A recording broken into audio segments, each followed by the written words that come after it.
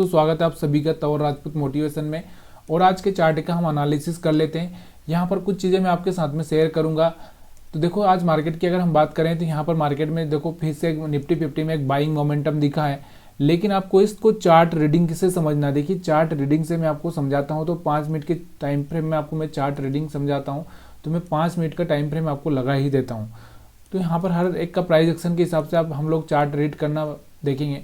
तो यहाँ पर आपको दिख रहा होगा मार्केट को, अगर हम एक ट्रेंड मिलने के बाद में मार्केट देखो कि मार्केट एक साइडवेज फेज में जाता ही है। उसके बाद देखिए, एक ट्रेंड के बाद में मैंने आपको बताया कि मार्केट ऐसे जाएगा, फिर मार्केट थोड़ा सा इस तरह से जाएगा, फिर मार्केट ऐसे जाएगा, फिर इस तरह से जाएगा। मैंने आपको प्राइस एक्शन का वीडियो अच्छे से बना के आपको समझाने की कोशिश की है।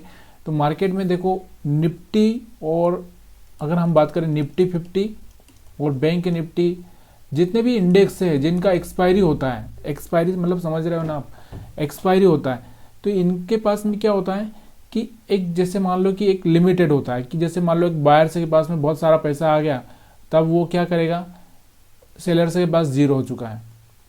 तो फिर क्या होगा, एक बार सेलर से के पास आएगा, एक बार बायर से के पास आएगा, सेलर से के पास आएगा, बायर से के पास आएगा, इस तरह से चलता रहता है कहानी। तो यहाँ पर क्या होता है कि अब ये मार्केट में एक ट्रेंड आ चुका है। ट्रेंड आने के बाद में मार्केट के पास में पैसा भी तो चाहिए, ऊपर जाने के लिए पैसा चाहिए, नीचे जाने के लिए मार्केट को पैसा चाहिए।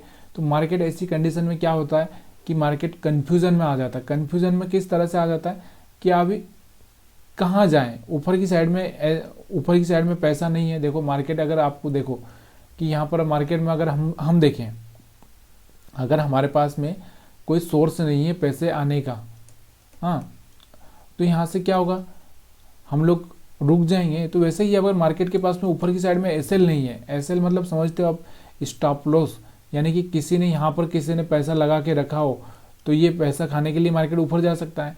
लेकिन ऊपर पैसा लगा के नहीं रखा है किसी ने, तो फिर मार्केट कैसे जाएगा, समझ में आ रहा होगा आपको। तो यहाँ से वही कंडीशन है। अब हम लोग प्राइस एक्शन से इसको देखते हैं। तो प्राइस एक्शन से अगर हम देखेंगे तो यहाँ पर आप देखो प्राइस एक्शन क्या चल रहा था। प्राइस एक्शन यहाँ पर देखो, ये हायर हाई ब्रेक हो रहा था। जैसे ही हायर हाई ब्रेक हुआ तो यहाँ से आपको बाइंग करना था। देखो यहाँ से ये हाई है, ये ब्रेक हुआ तो यहाँ से आपको बाइंग करना था।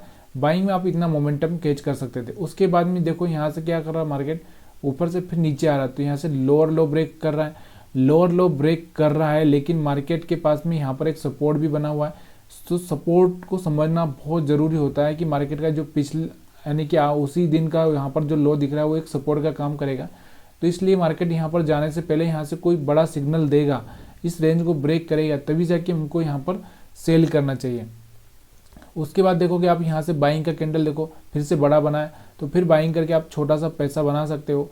लेकिन आपको यहाँ पर ना एक चीज़ का थोड़ा सा मिस होगा कि यहाँ से आपको प्राइस एक्शन क्लियरली ही समझ में नहीं आएगा, क्योंकि मार्केट का जो ट्रेंड है ना एक रेंज में फंस चुका है। रेंज समझते हो आप, रेंज में फंस चुका है।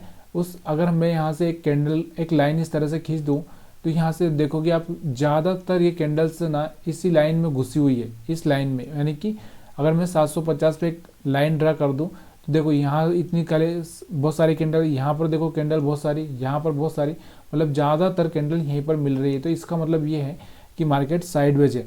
अब यहाँ पर मैं इसे बताऊँ आपको, तो यहाँ पर देखो, अगर मैं यहाँ पर कोई लाइन खींचूँ तो यहाँ पर मैं यहाँ पर खींच देता हूँ, तो यहाँ पर आपको दिख रहा होगा, यहाँ पर मैंने लाइन खींच दी। तो यहाँ पर कुछ कैंडल से थी, उसके बाद नीचे बहुत सारी कैंडल से थी, यहाँ पर कुछ कैंडल थी, उसके बाद ऊपर कैंडल थी। तो यहाँ पर क्या हो गया, एक लाइन खींचने से पता चल रहा है कि मार्केट एक साइडवेज बिहेवियर में, और यहाँ से मेरे को अवॉइड करना चाहिए। यहाँ से मेरे को कोई ट्रेडिंग नहीं करना है। हाँ, अगर करना है तो मेरे को मार्केट के ट्रेंड के हिसाब से देखना है। देखो मार्केट का ट्रेंड कौन सा था, ऊपर, फिर मार्केट रिट्रेस किया, फिर ऊपर, ये आपको याद रखना चाहिए। तो फिर यहाँ पर आपको बड़ा ट्रेंड देखना पड़ेगा। बड़ा ट्रेंड कैसे देखना पड़ेगा, देखो मार्केट ऊपर जा रहा था, फिर ऊपर गया, फिर मार्केट थोड़ा नीचे आया, फिर मार्केट ऊपर गया। तो सिंपल सी भाषा आपको समझ में आनी चाहिए कि मार्केट में क्या होने वाला है, एक्चुअल में होने वाला क्या है, समझ में आ गया। तो यहाँ से आपको प्राइस एक्शन से समझ में आ चुका होगा। अभी बैंक निफ्टी को हम देखते हैं। निफ्टी 50 के चार्ट हमने 5 मिनट में एनालिसिस कर लिया, तो बैंक निफ्टी का भी चार्ट देख लेते हैं। बैंक निफ्टी का अगर हम डेली टाइम फ्रेम में देखें तो बैंक निफ्टी में डेली टाइम फ्रेम में आपको क्या दिख रहा होगा, यहाँ पर देखिए डेली टाइम फ्रेम में आपको दिख रहा होगा, यहाँ पर एक डोजी कैंडल बना है। डोजी कैंडल यानी कि मार्केट यहाँ से ऊपर जाने के बाद में मार्केट ने क्या हो गया, यहाँ पर एक चीज़ को और देखने की कोशिश करना है कि यहाँ पर हम लोग देखें कि क्या इसका हाईएस्ट लेवल ऊपर क्लोजिंग हुई है क्या। एक मिनट, यहाँ पर क्लोजिंग हुई है कि नहीं हुई है इसके ऊपर, हाँ क्लोजिंग हो चुकी है, यानी कि पिछला वाला जो हाई था इसने ब्रेक कर दिया है, उसके ऊपर क्लोजिंग हो चुकी है। तो यहाँ से आपको दिख रहा होगा कि जो ये कैंडल बना है, ये डोजी कैंडल काम क्या करता है ये आपको ये पता होना चाहिए। अगर डोजी कैंडल में ये लो ब्रेक होगा तो सेलिंग का हो सकता है मार्केट, और ऊपर ब्रेक होगा तो बाइंग का हो सकता है। तो यहाँ से आपको एक डोजी कैंडल बना है, मतलब ना तो बायर से इंटरेस्टेड है ना सेलर से इंटरेस्टेड है, इसलिए डोजी कैंडल बना हुआ है। अब हम बात करते हैं इसके चार्ट रीडिंग की। तो चार्ट रीडिंग में अगर हम देखें इसमें तो आपको क्या समझ में आ रहा है यहाँ पर चार्ट रीडिंग में और प्राइस एक्शन में आपको क्या दिख रहा है। प्राइस एक्शन आपको दिख रहा होगा, अगर मैं इसको लॉन्ग टाइम में अगर ट्रेंड को देखूं तो यहाँ से आपको ट्रेंड देखो लॉन्ग टाइम में, तो इस तरह से मार्केट ऊपर जा रहा है, ऊपर जा रहा है, फिर नीचे आया, फिर ऊपर जा रहा है, फिर नीचे आया, फिर ऊपर जा सकता है। तो यहाँ से आपको दिख रहा होगा कि प्राइस एक्शन ऊपर गया फिर नीचे आया। तो यहाँ से आपको प्राइस एक्शन की बड़ा, जब छोटे टाइम फ्रेम में आपको कुछ समझ में नहीं आ रहा ना, तो फिर बड़ा प्राइस एक्शन देखना है, तो बड़े प्राइस एक्शन के हिसाब से आपको ये मोमेंटम देखने को मिल सकता था। और यहाँ से ये भी मोमेंटम आपको नीचे की साइड में देखने को मिल सकता था, अगर आपको थोड़ा सा आपको भी दिमाग अगर काम करता तो यहाँ से और फिर यहाँ से वापस से यहाँ पर आया है। तो अभी ये वाला जो पॉइंट है ना अपना, ये वाला अगर ब्रेक नहीं किया इसने तो यहाँ से मार्केट में ऊपर की साइड में मोमेंटम देखने को मिल सकता है, लेकिन अगर ब्रेक कर दिया तो फिर आपको नीचे की साइड में फिर यहाँ तक के चांस आपको देखने को मिल सकते हैं। तो इसलिए आपको आगे का जो चार्ट है उस पर थोड़ा सा ध्यान देना है। और जब भी मार्केट इस तरह का मोड में आ जाए तो आपको प्राइस एक्शन, यहाँ पर आपको प्राइस एक्शन में कुछ भी समझ में नहीं आ रहा होगा। क्या समझ में आ रहा है आपको बताओ मेरे को। मार्केट में एक रेड कैंडल बना, फिर दूसरा ग्रीन बना, फिर रेड बना, फिर दूसरा ग्रीन बना, इस तरह से मार्केट चल रहा है।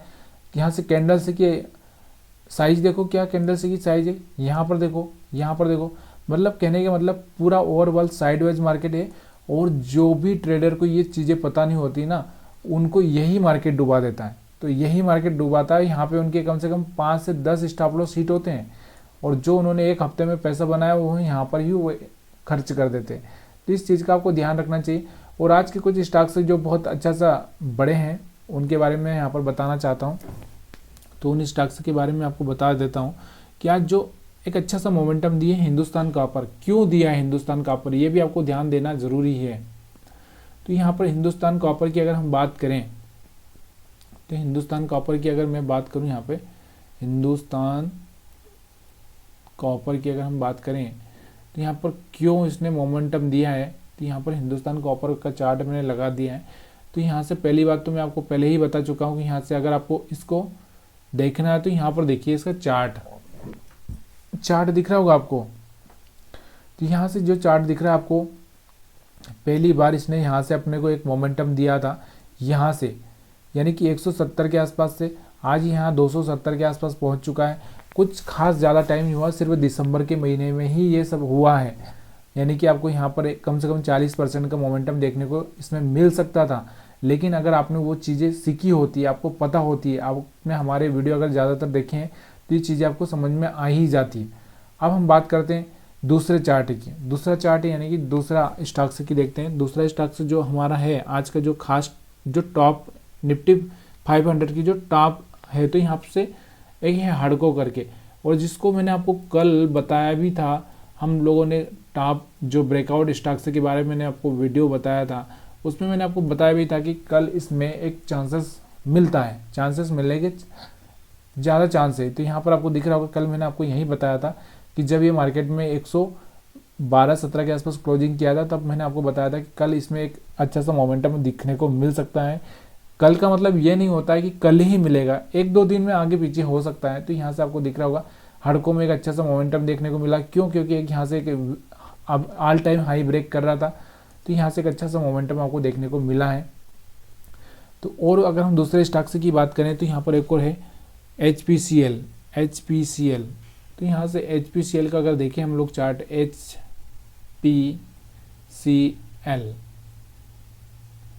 तो यहाँ पर HPCL है ना, HPCL। तो यहाँ से कोई HPCL करके आ नहीं रहा है, तो हम लोग इसको हिंदुस्तान पेट्रोलियम डालेंगे तो आ जाएगा शायद, हिंदुस्तान पेट्रोलियम, हिंदुस्तान पेट्रो, ठीक है। तो यहाँ से आपको दिख रहा होगा ये भी एक अच्छा सा ब्रेकआउट देने की कोशिश कर रहा है। तो यहाँ से भी इसमें आगे चल के भी अच्छे से मोमेंटम देखने को आपको मिल सकते हैं।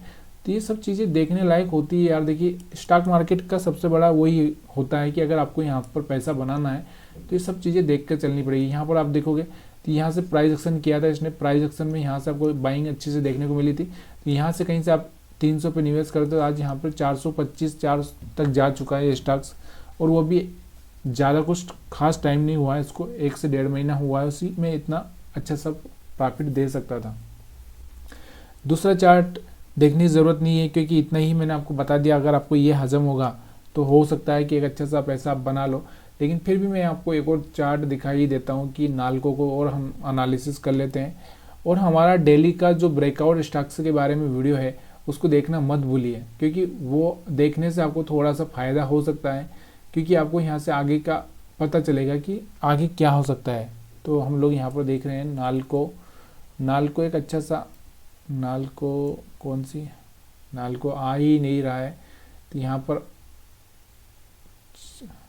हो सकता है नाल्को कौन सा है, मेरे को इसके बारे में थोड़ा सा पता नहीं है। यहाँ पर कोई आ नहीं रहा तो हम छोड़ देते हैं, बाद में देखेंगे। तो आप सभी का वीडियो देखने के लिए बहुत बहुत धन्यवाद।